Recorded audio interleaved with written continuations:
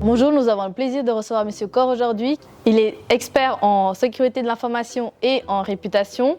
Il est également intervenant à l'ESM. Bonjour M. Corr. Bonjour. Vous êtes intervenant à l'ESM, donc vous donnez des cours de protection de données. Vous travaillez aussi dans ce métier-là, donc qu'est-ce que la protection des données au final? Par rapport à l'ESM, en fait, c'est une formation qui va toucher tant à la protection des données personnelles qu'à la sécurité de l'information qu'à la réputation. L'idée, c'est aussi de comprendre comment aujourd'hui la transformation numérique de notre société impacte sur nos métiers, que ce soit les métiers de la communication ou impacte sur nous au niveau personnel. Et il y a plus en plus de liens entre soi, la personne, et le métier qu'on pratique, à travers justement cette transformation numérique. En quoi consiste la transformation numérique? Alors la transformation numérique, c'est vrai que ça peut être quelque chose d'un peu complexe, c'est-à-dire comment notre société transfère un certain nombre de services qui étaient présents uniquement dans l'espace physique à l'espace numérique et rend ces services accessibles à distance ou à travers les différents périphériques qu'on utilise chaque jour. L'exemple que j'aime bien prendre, c'est celui du billet de train, qui permet de bien comprendre cette transformation et son impact. Quand on prend un billet de train avec de l'argent physique, avec du cash, eh ben, on va avoir un bout de papier qui nous permet de voyager du point A au point B. Et puis, on ne va donner aucune information à caractère personnel quand on va acheter ce bout de papier. Par contre, si on fait la même démarche à travers l'application mobile qu'on va installer sur son téléphone, celle des CFF, eh ben, l'application va déjà demander un certain nombre d'autorisations. Notre téléphone lui-même, il y a à peu près entre 14 et 20 capteurs qui transmettent sans arrêt des données. Cette application va devoir être associée à un système de paiement qui lui-même va donner un certain nombre d'informations sur nous. Et puis, dans l'application elle-même, on va devoir aussi spécifier son identité, qui on est, quel âge on a, où est-ce qu'on habite, etc. Et puis quand on va prendre un billet, on va mettre un certain nombre de ces informations à l'intérieur du billet. Le contrôleur, quand il va vérifier ce billet avec sa propre application, il va accéder à ces informations-là. Et en plus, il pourra nous demander une pièce d'identité, quelque chose qui valide les informations qui sont présentes au sein du billet à travers l'application mobile. L'application mobile va encore accéder à d'autres applications ou donner d'autres applications à travers le téléphone. Donc on voit, il y a tout un écosystème de données qui se crée pour simplement pouvoir voyager du point A au point B. Donc là, on peut comprendre l'impact de la transformation numérique. Et cet impact-là, il est important de le comprendre, c'est ce qu'on appelle la littératie numérique, c'est que chaque citoyen et chaque employé, quelque part tant au niveau personnel que professionnel, doit avoir cette compréhension de ces mécanismes qui sont à l'origine, finalement, de la création de ces données avec lesquelles on travaille aujourd'hui. Aujourd'hui, par exemple, les réseaux sociaux sont tous gratuits pour le public, donc est-ce qu'on ne serait pas quand même le produit de tous ces réseaux? Alors, dans une certaine mesure, on pourrait dire qu'on est le produit de ces réseaux. Néanmoins, c'est vrai qu'il y a un échange de données contre une prestation, donc ce n'est pas gratuit. Il y a cet adage qui dit si c'est gratuit, c'est nous le produit. Alors, on n'est pas toujours le produit dans tous les cas, et parfois c'est gratuit et ça l'est vraiment. Par exemple, si on prend des applications comme Signal, l'application est gratuite, elle n'accède pas à nos données personnelles, en tout cas ne les exploite pas. Elle est sous la casquette d'une ONG à but non lucratif, donc est financée par des dons des utilisateurs. Ou si on prend par exemple une plateforme comme Wikipédia, là aussi c'est gratuit, c'est financé par des donations et par la contribution des utilisateurs. Donc on a des systèmes où ça fonctionne. Néanmoins, si on prend par exemple la plupart des plateformes sociales, le modèle c'est un accès non payant en échange de nos données personnelles et de l'exploitation de celles-ci. Et de l'exploitation, bien sûr, de nos interactions, des échanges que l'on a, des fois de la liste de nos contacts dans nos téléphones mobiles, alors qu'on en soit conscient ou pas, et de tout un ensemble d'autres éléments qui sont le résultat de l'utilisation de ces services. Si c'est gratuit, c'est pas forcément qu'on est le produit. Et ce qui nous permet de comprendre tout ça, c'est notre niveau de connaissance et de la compréhension de ces mécanismes-là. On a un principe qui est l'échange de données contre l'accès à des services, qui est le plus répandu aujourd'hui. qui se présentent à différents niveaux selon les plateformes. Et puis après, il y a le fait que nous-mêmes, on est responsable de définir les paramètres de confidentialité qui sont disponibles au sein de ces applications, ce qu'on veut et ce qu'on ne veut pas, et aussi ce qu'on veut y publier ou ce qu'on ne veut pas y publier. C'est-à-dire que non seulement il y a cet aspect de la transmission de nos données personnelles, mais il y a aussi celle de tous les contenus qu'on partage, toutes les interactions que l'on a, tous les propos que l'on tient, qui vont être constitutifs aussi de notre représentation, ou de la représentation de notre personnalité au niveau du numérique, mais aussi de l'image que les gens vont se faire de nous à travers les contenus auxquels ils vont accéder, qui nous définissent. Nous, les jeunes, on n'a pas forcément un problème à publier des posts sur Instagram, à montrer un peu ce qu'on fait dans la vie de tous les jours. Est-ce que ça poserait vraiment un problème ? Alors, montrer ce qu'on fait ne pose pas forcément un problème. Par contre, il faut être conscient que ces données personnelles peuvent, quelque part, permettre de profiler quelqu'un. Et c'est la manière dont elles sont utilisées qui peut poser un problème. On dit souvent, oui, mais moi, j'ai rien à cacher. Mais n'avoir rien à cacher ne veut pas dire non plus qu'on veut tout montrer. On est dans une société, je sais pas, on a la plupart du temps des rideaux à ses fenêtres, on s'habille pour sortir.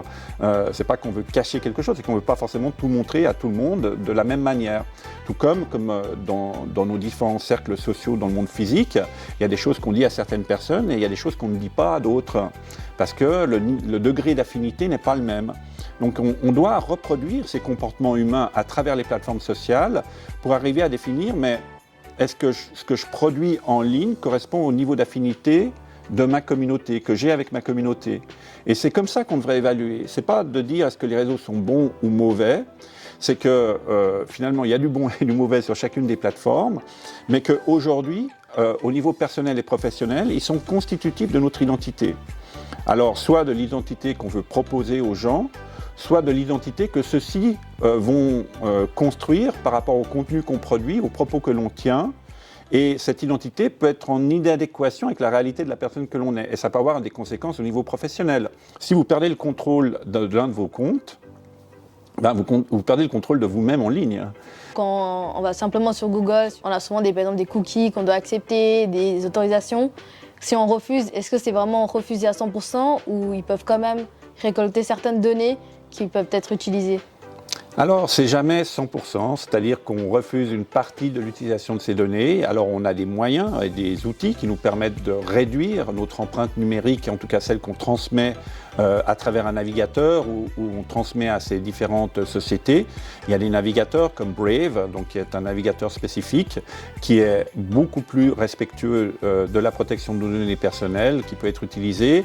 Il y a des moteurs de recherche comme DuckDuckGo, par exemple, qui sont aussi plus respectueux de la protection de nos données personnelles.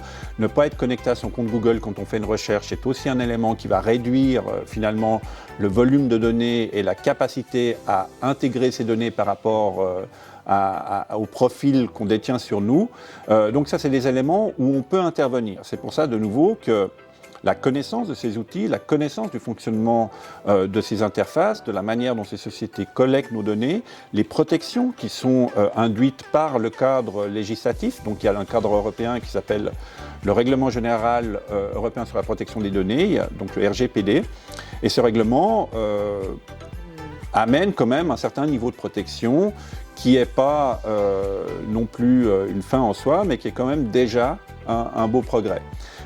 Va venir ensuite deux nouvelles législations, qui sont le Digital Service Act et le Digital Market Act au niveau européen, normalement en 2023, et qui vont verrouiller encore un peu plus, finalement, les libertés que ces entreprises ont de collecter nos données ou de quelque part choisir comment elles nous présentent certains services ou de nous enfermer dans certains services et autres. Donc c'est-à-dire qu'on voit que la législation évolue, que cette législation apporte un cadre, mais que ce cadre n'est jamais suffisant en soi pour nous protéger complètement. Il y a toujours un certain nombre de choses que nous-mêmes on doit faire.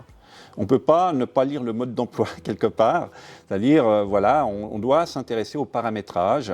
C'est-à-dire qu'est-ce qu'on peut faire pour réduire le volume de données qu'on transmet. Mais attention à ne pas confondre le domaine de la protection des données personnelles avec celui de la sécurité des données.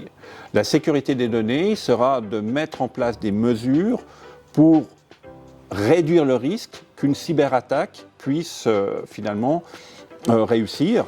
C'est donc, par exemple, utiliser des mots de passe différents pour chaque plateforme, c'est avoir un gestionnaire de mots de passe, c'est utiliser ce qu'on appelle une authentification forte, c'est-à-dire que vous mettez le mot de passe et on vous demande un deuxième élément. Ce deuxième élément est généralement une suite de chiffres qui est générée par une application. Et donc, tous ces différents outils, ces différents moyens renforcent cette protection, cette sécurité des données qui sont celles qui nous constituent notre identité numérique, qui constituent des fois une partie de notre vie privée. On n'a pas envie que, je ne sais pas, si vous avez un Mac et que vous avez une sauvegarde sur un iCloud, sur l'iCloud, vous avez finalement toute votre vie. Et le problème, c'est que quand on fait par exemple des sauvegardes à travers un iCloud, c'est que ces données-là figurent en ligne. Donc si on n'a pas mis en place les protections en termes de sécurité nécessaires, ce contenu-là peut nous échapper. Ou tout comme on réplique son téléphone à distance, ces espaces à distance sont des fois moins protégés que l'est notre téléphone. Le problème étant qu'une plateforme ou une autre peut aussi, elle, se faire pirater.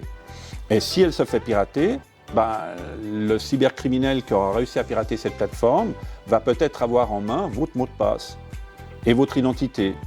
La protection des données et la sécurité d'information, c'est vraiment l'élément clé aujourd'hui que les entreprises doivent comprendre.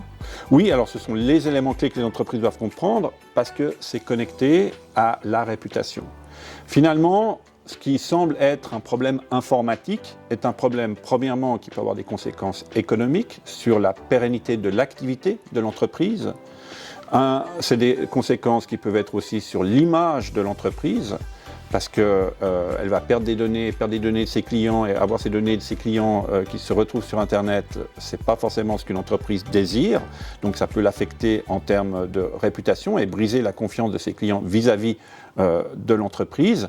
Il y a un aspect aussi légal, ne pas respecter un certain nombre de contraintes légales. Et d'ailleurs en Suisse, en septembre 2003, viendra la nouvelle loi sur la protection des données. Il y aura une obligation d'annonce des cyberattaques dont les entreprises auraient pu être victimes et qui auraient eu pour conséquence une perte de données.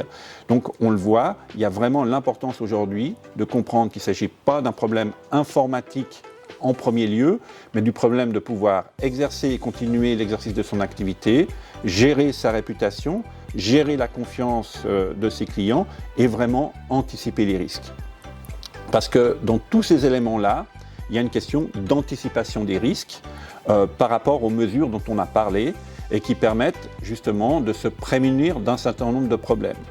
Et après, au niveau du numérique, par rapport aux publications, par rapport à ce que chacun fait sur les réseaux sociaux, les entreprises doivent aussi mettre en place des chartes d'utilisation des plateformes sociales, qui sont des éléments qui vont essayer de définir dans quel cadre les employés peuvent utiliser les réseaux sociaux, les recommandations qui vont être faites, et puis aussi des fois des éléments contraignants, pour pas que les publications des employés sur les réseaux sociaux puissent mettre en danger l'image de l'entreprise ou créer un problème de réputation ou éventuellement un bad buzz.